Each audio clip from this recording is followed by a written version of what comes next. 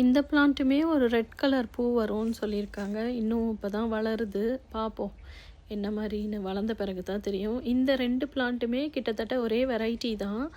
But ஆனால் அந்த ஃப்ளோக்குன்ற மாதிரி சொன்னாங்க. அதுவும் அழகான பூ தான். வளர்ந்த இன்னும் பூ இப்போ தான் வளர ஆரம்பிச்சிருக்கு. இனிமேல் தான் தெரியும். இது வந்து ஹாட் லிப்ஸ். இப்போ ஒரு சிலது பெருசாக ரெட்டாக இருக்குது. இப்போ இது பாருங்கள், அந்த கீழே ரெட்டாக இருக்குல்ல, அதை பார்த்தா அந்த லிப்ஸ் மாதிரியே ஷேப்பில் இருக்கும். அதனால தான் அது பேர் ஹாட் லிப்ஸ்.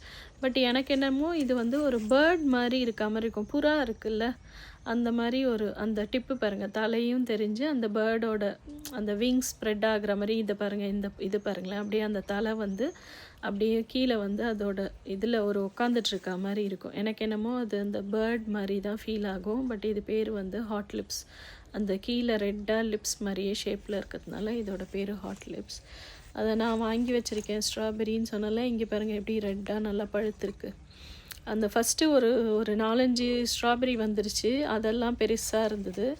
இப்போ கொஞ்சம் கொஞ்சம் அந்த ரொம்ப சின்னதுன்னு சொல்கிறதுக்குல கொஞ்சம் அந்த ஃபஸ்ட்டு ரெண்டாவது ஒரு 4-5க்கு அப்புறம் கொஞ்சம் சைஸ் குறையுது.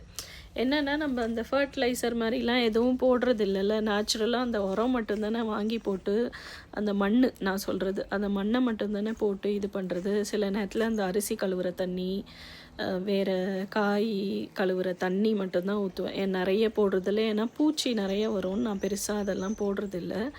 இப்படி தான் நான் பிளான்ஸ் எல்லாம் மெயின்டைன் பண்ணுறேன்.